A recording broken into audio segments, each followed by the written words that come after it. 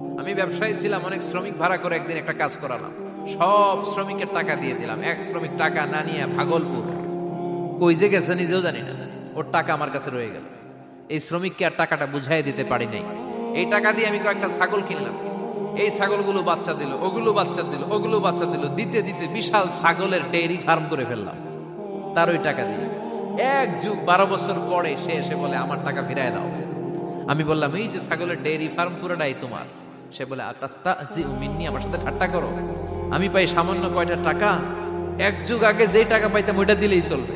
আমি বললাম ও শ্রমিক, তোমার টাকা দিয়ে আমি ছাগল কিনে ব্যবসা করেছি, ছাগল বাচ্চা দিয়েছে, বাড়তে বাড়তে বাড়তে বাড়তে আজকের বিশাল এই ডেইরি ফার্ম। এই ডেইরি ফার্মের মালিক আমি নই, তুমি নিয়ে যাও। বলার সাথে সাথে শ্রমিক আনন্দে নাচতে নাচতে ডেইরি ফার্ম নিয়ে যায়। ও আল্লাহ, ওই দিন যদি সে যতটুকু টাকা পাওনা ছিল অতটুকু দিলেই সে খুশি হয়ে যেত। শুধু তোমার খুশির জন্য পুরো ডেইরি ফার্ম আমি তারে দিয়ে দিয়েছিলাম। আল্লাহু আকবার। শয়তান আল্লাহরে চ্যালেঞ্জ দিছে, আল্লাহ তুমি আমারে জাহান্নামে পাঠাবা, আমিও তোমার বান্দা করে লয়ে একসাথে জামাতে ঢুকমু।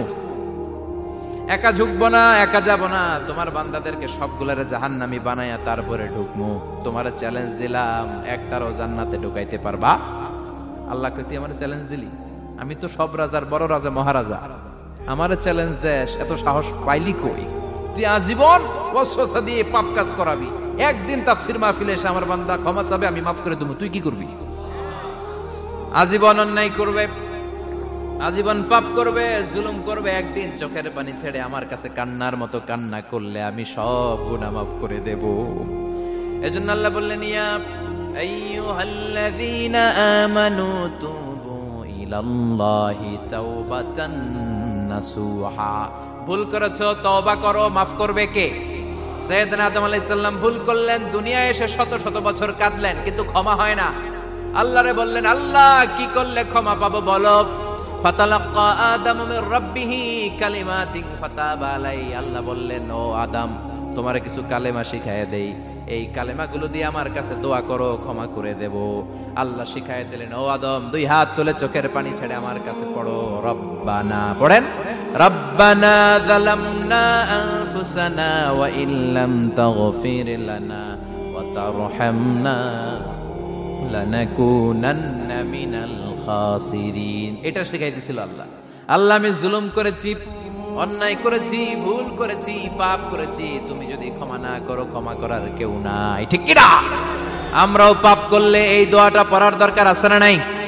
5টা শর্ত সাপেক্ষে আমাদের তওবা কবুল করবে কে? তওবা কবুল হওয়ার কিছু শর্ত আছে 5টা। কয়টা? চিৎকার মেরে বলতে হবে, তওবা কবুল হওয়ার শর্ত কয়টা? 1 নম্বরে হচ্ছে আল ইকরা, acknowledgement. You have to give the acknowledgement that you are the greatest sinner on earth. আপনাকে ঘোষণা দিতে হবে যে আপনি এই পৃথিবীর সবচেয়ে বড় পাপী। 1 নম্বর শর্ত, আপনি বলেন যে আল্লাহ আমার চেয়ে বড় পাপী নাই, আকাশের নিচে জমিনের উপরে আমি সবচেয়ে বড় পাপী, এমন কোনো পাপ নাই যেটা আমি করি নাই, ঠিক কি না? 1 নম্বরে পাপের ঘোষণা দেন। 2 নম্বরে আন-নাদাম।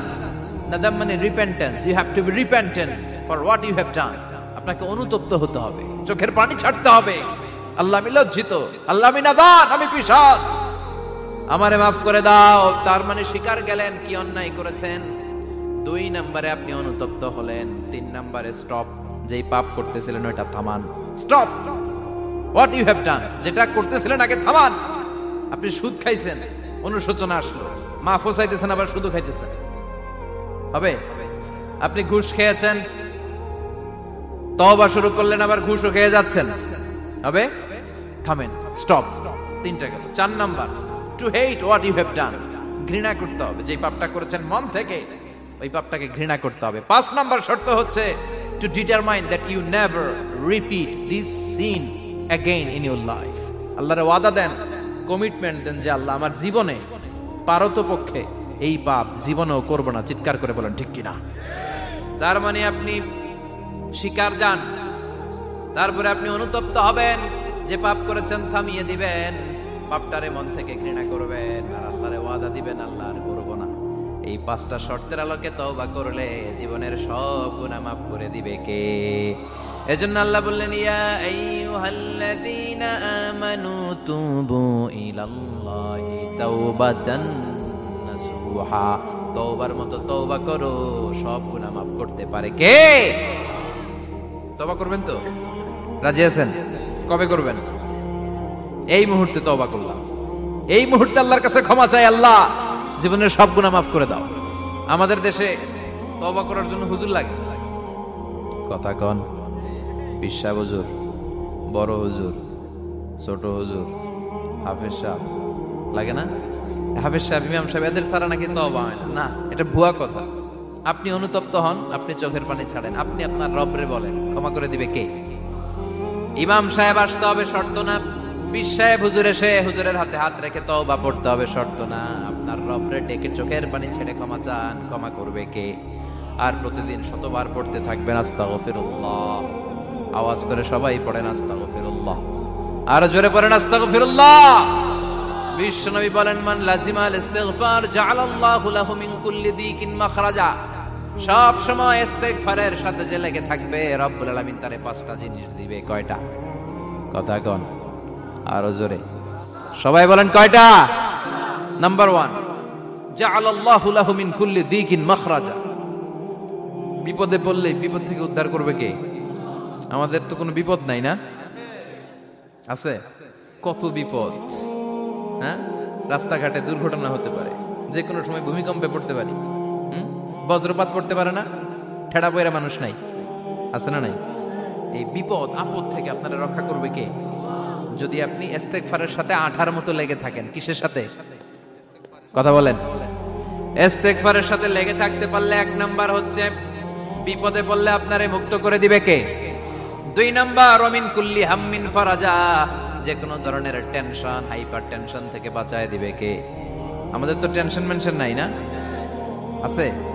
লাইফ নিয়ে টেনশন, বাঁচার টেনশন, মরার টেনশন, ক্যারিয়ারের টেনশন, রাস্তাঘাটে যানজট, এটার টেনশন, পুলিশের দৌড়ানি, র্যাবের দৌড়ানি, বাড়ির ভাড়া, গ্যাস বিল, বিদ্যুৎ বিল, ছেলে মেয়েদের লেখাপড়া, কত টেনশন। এই সব টেনশন থেকে আপনারে মুক্ত করে দিবে কে? 3 নম্বরে ওয়ারযুকহু মিন হাইসু লা ইয়াহতাসিব, এমন জায়গা থেকে আল্লাহ আপনার রিজিকের ব্যবস্থা করবে আপনি কল্পনাই করতে পারবেন না। সুবহানাল্লাহ পড়েন। 4 নম্বরে সবসময় ইস্তেগফার যদি পড়া হয়, আল্লাহর কোনো আযাব ওই বান্দার উপরে আসে না।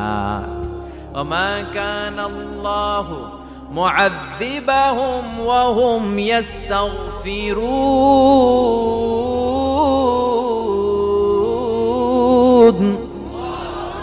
যতক্ষণ আমার বান্দা আমার কাছে ইস্তেগফার পড়তে থাকে, আমার কোনো আযাব বান্দারে পাবে না।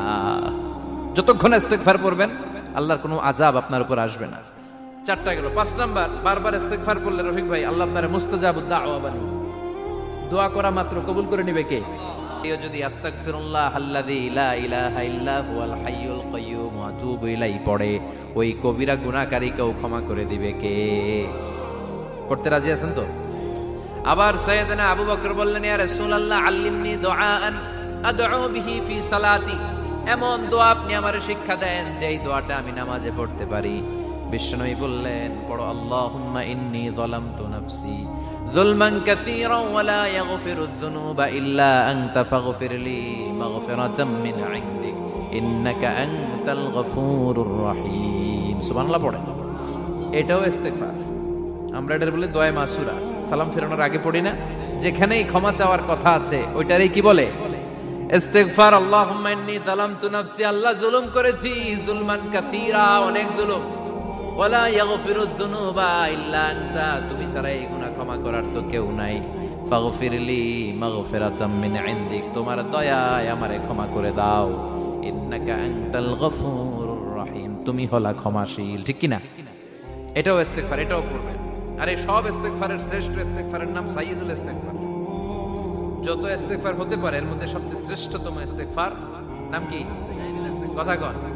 বুখারীর বর্ণনা, শাদ্দাদ ইবনে আউস রাদিয়াল্লাহু তাআলা আনহু বর্ণনা করেন, এই সাইয়্যিদুল ইস্তেগফার দিনের বেলা যে পড়বে, ওই দিনে মারা গেলে সে জান্নাতি। এই সাইয়্যিদুল ইস্তেগফার রাতের বেলা যে পড়বে, ওই রাতে যদি ইন্তেকাল হয়, ওই লোকটা জান্নাতি। মুখস্থ আছে না? কার কার মুখস্থ হাত তুলেন। মাশাআল্লাহ, তাবারাকাল্লাহ, মাশাআল্লাহ, মাশাআল্লাহ। আর যাদের নাই তাদের হোমওয়ার্ক, তাদের আল্লাহুম্মা আনতা রাব্বি লা ইলাহা ইল্লা আনতা খালাকতানি ওয়া আনা আবদুক ওয়া আনা আলা আহদিকা ওয়া ওয়া'দিকা মাস্তাতা'তু আউযু বিকা মিন শাররি মা সানা'তু আবুউ লাকা বিনি'মাতিকা আলাইয়া ওয়া আবুউ লাকা বিযামবি ফাগফিরলি ফাইন্নাহু লা ইয়াগফিরুয যুনুবা ইল্লা আনতা। সুবহানাল্লাহ পড়েন। আজকে রাতে পড়ছেন, মারা গেলে জান্নাতি। চিল্লায় পড়েন না আল্লাহু আকবার। এজন্য বিশ্বনবী বলেন, আমার আগের গুনাহ মাফ, পরের গুনাহ মাফ, তারপরেও প্রতিদিন আমি 70 বার তওবা ইস্তেগফার পড়ি। আজকে থেকে পড়তে রাজি আছেন তো? বেশি বেশি ইস্তেগফার পড়া যাবে না? একটু প্রাণ খুলে, দিল খুলে আওয়াজ করে পড়েন তো আস্তাগফিরুল্লাহ। আর জোরে পড়েন আস্তাগফিরুল্লাহ। আবার সবাই পড়েন আস্তাগফিরুল্লাহ। সব সময় তওবা ইস্তেগফার যারা পড়ে তাদেরকে পছন্দ করে কে? সব সময় জিকির করে করে জিহ্বাটারে যারা ভিজিয়ে রাখে তাদেরকেও পছন্দ করে কে? আল্লাহ বলেন, ওয়াজকুর রাব্বাকা ফি নাফসিকা তাদাররুআন ওয়া খীফাতান ওয়া দুনাল জাহরি মিনাল কওলি বিল গুদুবি ওয়াল আসাল ওয়া লা তাকুম মিনাল গাফিলিন। সুবহানাল্লাহ পড়ে। আল্লাহ বলেন, ওয়াজকুর রাব্বাকা ফি নাফসিক, আল্লাহরে মনে মনে ডাকো। তাদাররুআন ওয়া খীফা, আল্লাহর জিকির করতে আল্লাহ বলেছেন ফি নাফসিক। বুঝতেছেন না অর্থ? ফি নাফসিকা, মনে মনে আল্লাহর জিকিরটা করো। তাদাররুআন ওয়া খীফা, তাদাররুআন মানে বিনয়ের সাথে, with full of humility, submission and humbleness. বিনয়ের সাথে আল্লাহর ডাকো। ওয়া খীফা, গোপনে গোপনে ডাকো। দুনাল জাহারি মিনাল কওল, চিৎকার চেঁচামেচি করে ডেকো না। কার কথা? আওয়াজ করে জিকির করো না। এই যে আমরা মাহফিলে লা ইলাহা ইল্লাল্লাহ জিকির করে, এটা তালিম। উদ্দেশ্য কি? তালিমের জন্য আওয়াজ করে জিকির জায়েজ আছে, কিন্তু ব্যক্তিগত জিকিরের যে ইবাদতটা, এটা আস্তে আস্তে হইতে হবে, এটা ভদ্রভাবে হতে হবে, চিল্লাচিল্লি করে নয়। আবার তালিমের জিকির ওইটাও ভদ্রভাবে। ইন্নাল্লাহা জামিল ইউহিব্বুল জামাল, আমার আল্লাহ সুন্দর, আমার আল্লাহর জিকিরের মধ্যেও সৌন্দর্য আছে না নাই? কিন্তু এদেশে জিকিরের ভেতরে লাফালাফি আছে না নাই? বেশি না কম? কি বসেন বসেন, হ্যাঁ বসে যান তো, অনেক ধরনের আছে জিকির। হ্যাঁ বসেন বসেন, বসে যান। হ্যাঁ হাইবার আলী, এটা কি আবার জালালি? তো এই যে ইন্নাল্লাহা জামিল ইউহিব্বুল জামাল, আমার আল্লাহ সুন্দর, আমার আল্লাহর জিকিরের মধ্যেও সৌন্দর্য আছে না নাই? তালিমের উদ্দেশ্যে সবাই মিলে জিকির করা যায়, কিন্তু চিল্লাফাল্লা করা যাবে না, লাফালাফি করা যাবে না, মাথা ডানে বায়ে ঝোলানো যাবে না, ঠিক কি না? কিন্তু লাফালাফির জিকির আছে না নাই? লাফাইতে লাফাইতে, হ্যাঁ গাছের আগায় বাঁশের আগায়। আবার যিনি জিকির পরিচালনা করে ওনার কান্দে যাই ওঠে, আছে না নাই? বিশ্বনবী সাহাবাদের নিয়ে জিকির করছেন, সাহাবারা লাফাতে লাফাতে খেজুর গাছের আগায়। হাদিসে আছে না এটা? বিশ্বনবী সাহাবাদেরকে নিয়ে জিকির করছেন, লাফাতে লাফাতে আবু বকর বিশ্বনবীর কান্দের উপরে। আছে, হাদিসে আছে। এটা জিকির নয়। কি সুন্দর দেখেন, ইসলাম বোঝা কত সহজ। ওয়াজকুর রাব্বাকা ফি নাফসিকা তাদাররুআন ওয়া খীফা, গোপনে জিকির করো, ভদ্রতার সাথে বিনয়ের সাথে জিকির করো। ওয়ালা তাকুম মিনাল গাফিলিন, দুনাল জাহারি মিনাল কওল, চিৎকার চেঁচামেচি করে জিকির করো না। যারা চিকফাল দিয়ে হই হই হই হই করে, আছে না? হই হই হই হই হই হইয়ের ভিতরে আল্লাহর নাম আছে। হ্যাঁ এই যে হুই হাই হুই হাই, এই স্টাইলের যে জিকির, এটার ভিতরে আমার আল্লাহর নাম আছে? আল্লাহর নাম যদি না থাকে ওইটা জিকির হবে? কথা বলেন। বিশ্বনবী বললেন, খবরদার, চিৎকার চেঁচামেচি করে লাফালাফি করে যারা জিকির করে, এরা মনে করে আল্লাহ কানে শুনে না। কথা বলেন। আপনি গোপনেও আল্লাহর ডাকলে আপনার ডাকে সাড়া দিবে কে? এজন্য রাব্বুল আলামিন বলেন, ফাযকুরুনি আযকুরকুম ওয়াশকুরুলি ওয়ালা তাকফুরুন। বান্দা আমার জিকির তোমরা করো, আমিও তোমাদের জিকির করব, ঠিক কি না? আমরা যদি আল্লাহর জিকির করি, আমাদেরও জিকির করে কে? সুবহানাল্লাহ কইবেন না? আমরা আল্লাহর জিকির করে, আল্লাহ নাকি আমাদের জিকির করে, যেন যেন কথা এটা।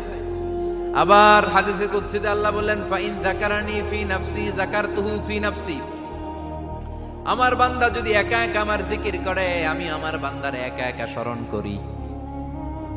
ওয়া ইন যাকারানি ফি মালাইন যাকারতুহু ফি মালাইন খায়রিম মিনহু, এরকম মহা সম্মেলন করে যদি কেউ আমি আল্লাহর জিকির করে, আমি এর চেয়েও বড় মহা সম্মেলন ফেরেশতাদেরকে নিয়ে করে আমার বান্দারে স্মরণ করি। ওয়া ইন তাকাররাবা ইলাইয়া শিবরান তাকাররাবতু ইলাইহি যিরাআন, আমার বান্দা যদি আমার দিকে 1 বিঘত আসতে চায়, আমি আমার বান্দার দিকে 1 হাত এগিয়ে যাই। আমার বান্দা যদি আমার দিকে 1 হাত আসতে চায়, আমি আমার বান্দার দিকে 2 হাত যাই। ওয়া ইন আতানি ইয়ামশি আতাইতুহু হারওয়ালা, আমার বান্দা যদি আমার দিকে হেঁটে হেঁটে আসতে চায়, আমি আমার বান্দার দিকে দৌড়ে দৌড়ে যাই। সুবহানাল্লাহ পড়েন। এজন্য বিশ্বনবী বলেন, লা ইয়াজালু লিসানুকা রাতবাম মিন যিকরিল্লাহ, আল্লাহর জিকির দিয়ে জিহ্বাটারে ভিজিয়ে রাখবা। কার কথা? চিল্লায় বলেন কার কথা? সবসময় আল্লাহর জিকির করতে রাজি আছেন তো? সবচেয়ে শ্রেষ্ঠ জিকির বিশ্বনবী বললেন, আফদালু যিকরি লা ইলাহা লা ইলাহা লা ইলাহা ইল্লাল্লাহু মুহাম্মাদুর রাসূলুল্লাহ সাল্লাল্লাহু। সবচাইতে শ্রেষ্ঠ জিকির লা ইলাহা, এর চেয়ে শ্রেষ্ঠ জিকির আছে? কথা বলেন। বিশ্বনবী বললেন, মান ক্বালা লা ইলাহা ইল্লাল্লাহ সিদকান মিন কলবিহি, একনিষ্ঠতার সাথে অন্তর থেকে কেউ যদি জীবনে একবার বলে লা ইলাহা ইল্লাল্লাহ, দাখালাল জান্নাহ, তার যদি পাপ থাকে, অন্যায় থাকে, ওই পাপ আর অন্যায়ের শাস্তিগুলার পরে কোনো না কোনো দিন আমার ওই বান্দা জান্নাতে ঢুকবে। একবার যদি খালিসান মিন কলবিহি সে পড়ে লা ইলাহা ইল্লাল্লাহ, তার জন্য জান্নাতকে অবধারিত করে দিয়েছে কে? আবার এটার নাম আল্লাহ দিয়েছে কালিমায়ে, কথা বলেন, দরাবাল্লাহু মাসালান কালিমাতান তাইয়িবাতান কাশাজারাতিন তাইয়িবাতিন আসলুহা সাবিতুন ওয়া ফারউহা ফিস সামা। সুবহানাল্লাহ। পবিত্র বাণী এটা কালিমায়ে তাইয়্যিবা।